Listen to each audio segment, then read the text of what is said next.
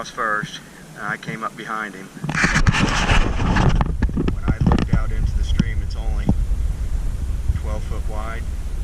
This monster was 50 yards from me, looking away from me.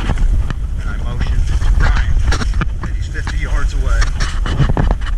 And I got out in the creek after he walked out of the creek.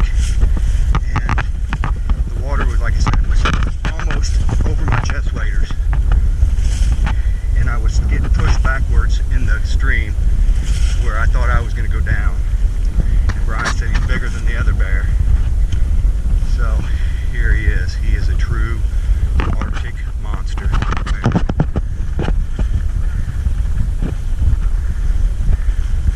Holy smokes, look at that dude.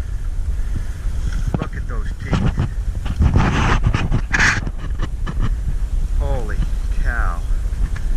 Is that a monster? Look at his head. Holy cow. I can't say I've ever been scared hunting till right then when you were walking through looking for him. I was shook. Shook for you. I was shook for you. I did not want anyone to get hurt on my account. And I couldn't have done it without you. Thank you, Lord. Look at the helicopter. Somebody's flying past. What a monster. God, he's huge. And when we were walking by, I could see salmon heads laying up on the bank where you had put your licky poles. All right, we got a lot of work to do. Okay, here we are. I flew in yesterday with Brian to hunt with Brian from the previous camp. We trucked up to the top of the hill, about 1.5 miles from camp, and 3 minutes Brian picked out a bear down in the river, and he looked like a toad. He was just laying there, sleeping. He just kept moving. He'd eat a fish, lay down, sleep. So after watching for a half hour, we decided to head down. We went probably close to 1 mile, and there's a creek over here that's probably 4 foot deep we had to cross. Brian went across. When it was my turn, it was just 4 inches under my waders, and before I jumped in, I looked up 50 yards. This dude's standing in the creek fishing 50 yards from me, luckily looking away. And I motioned to Brian, 50 yards, bear. And when the bear came up on my side, I went across to the other side, and I almost fell down in the water because it's 4 foot deep and rushing. And Brian got his shooting sticks up. We laid his .338 Lapua across it.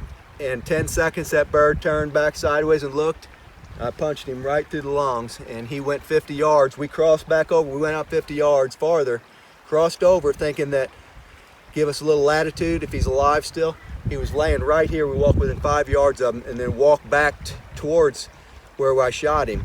And luckily Brian saw him, and the binoculars turned around and saw him. So just a gift from God right here to be able to hunt an animal this beautiful. And I appreciate it, Brian. You're a great guide. You're sure welcome, buddy. Let's see that paw. Yeah.